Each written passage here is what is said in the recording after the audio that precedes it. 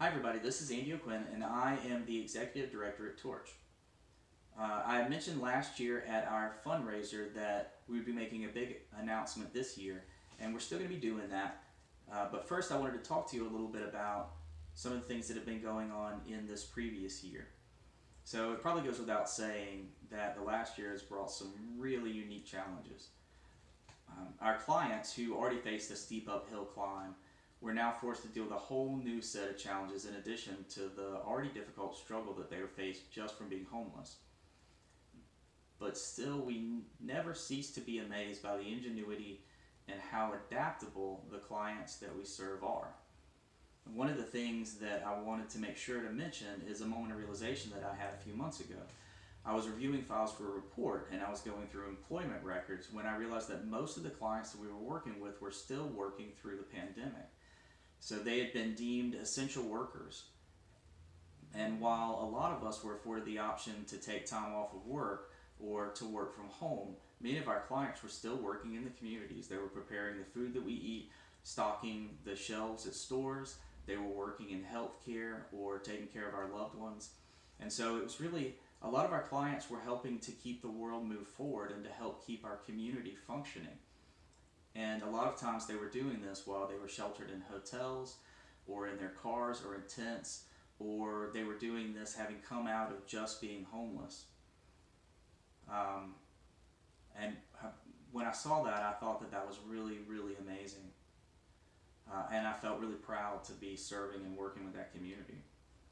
Um, so early in the pandemic, we had several people ask Torch, what is your response going to be to the pandemic? But the answer that I had, it was always really simple. We were going to put our heads down. We were going to keep doing our jobs. Um, but doing our jobs during the pandemic, it did mean making a lot of changes.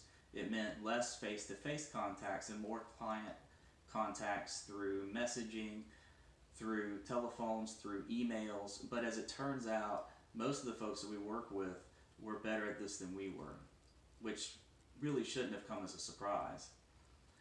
In the end, the results were pretty positive. So in spite of the limitations, we were still able to assist and work with over 150 households with giving advice for housing assistance, referrals, gas cards, birth certificates, giving out tents, blankets, and food. And so Torch was still able to work with folks that were staying outside. We were just we were just doing it in a lot of different ways. Um, we were also able to continue to assist working with people as they transitioned from homelessness into housing, just as we had done in previous years. And the numbers were not really that different. We helped over 40 families and individuals go from staying outside, staying in tents and staying in cars to moving into a home. Um, but none of this came without challenges. The biggest challenge that we saw in last year was providing temporary shelter for homeless families. Um, Homeless families with children and severely disabled individuals in particular. This year, we assisted with double the amount of hotel vouchers that we had in previous years. Um, we were able to do that because of your donations. We were able to ensure that children had a place to go because of your donations. We also owe a debt of gratitude to the United Way and the Agape House as well. And so with their assistance and with your assistance, we were able to ensure that over 30 families and severely disabled individuals were able to have a place to stay rather than having to stay outside. We had 2 individuals over the last year that had COVID, and we were able to provide them with a place to be so that they didn't have to be outside. Some of the time that we had to shelter folks was longer than usual because we weren't able to enter people into housing. So a lot of things had shut down. So some of these families were sheltered for over 6 months, which is unusual.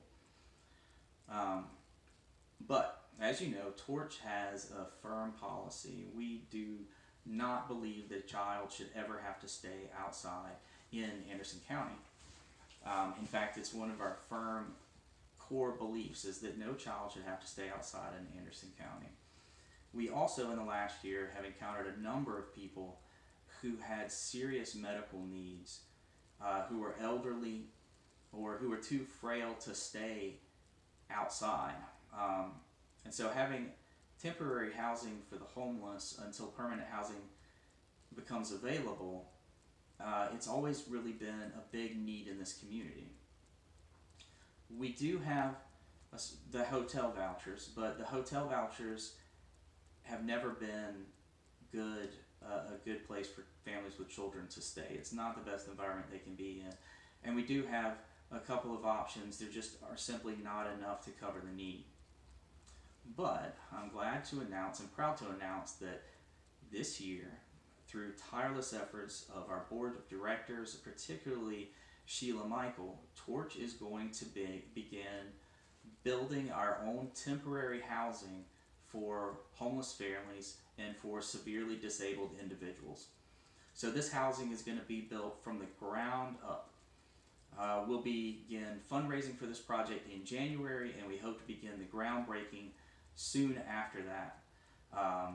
So it's a project that I'm really excited about. It's an announcement that I'm really excited to make, so that we can tell you a little bit more about it. Molly Tillier is going to be, I'm going to be handing things over to Molly Tillier. She's going to be sort of our boots on the ground while this building project is going on. And so what I'd like to do now is I'd like to turn things over to Molly so she can tell you a little bit about what's going to be going on and about what this project is going to look like. So yeah, I guess I'll turn things over to Molly. Thank you.